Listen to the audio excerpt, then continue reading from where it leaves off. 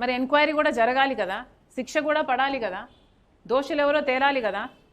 చేయండి, ఎంక్వైరీ వేయండి. అన్ని పోర్ట్ల మీద ఎంక్వైరీ వేయండి. గంగవరం మీద వేయండి, కృష్ణపట్నం మీద వేయండి, కాకినాడ పోర్టు మీద కూడా వేయండి. కారం రంగు రుచితో ఉంటుంది. మిరపపొడి అదరగొట్టే కారం రంగు రుచి. ఒక కాకినాడ పోర్టే కాదు, ఇప్పుడు వచ్చిన అలిగేషను కాకినాడ పోర్టులో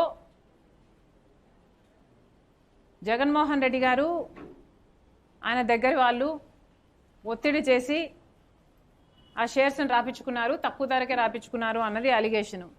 ఇదే డిట్టో అలిగేషను కృష్ణపట్నం పోర్టుకు కూడా ఉంది.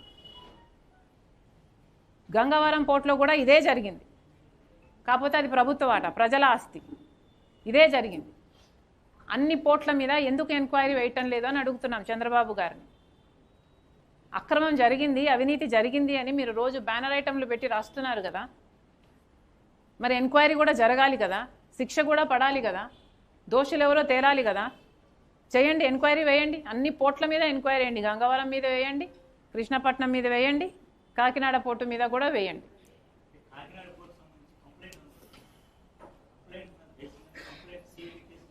ఏ సుమోటోగా తీసుకోకూడదా వీళ్ళకి చిత్శుద్ధి ఉంటే?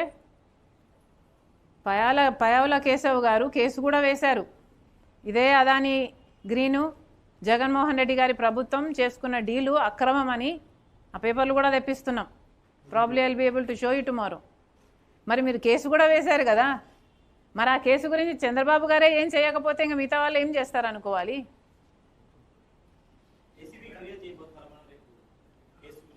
ఎస్, ఎవరో ఒకరు ఏదో ఒకటి చేయాలి కదా. ఒక పక్క చంద్రబాబు గారు ఏం చేయరు, ఆయనకు మేజర్ ఎమ్మెల్యేలు ఆయన దగ్గర ఉన్నారు. 11 ఎమ్మెల్యేలు ఉన్నది వైసీపీ, వాళ్ళు ఎలాగో చేయరు. ఎవరో ఒకరు చేయాలి కదా.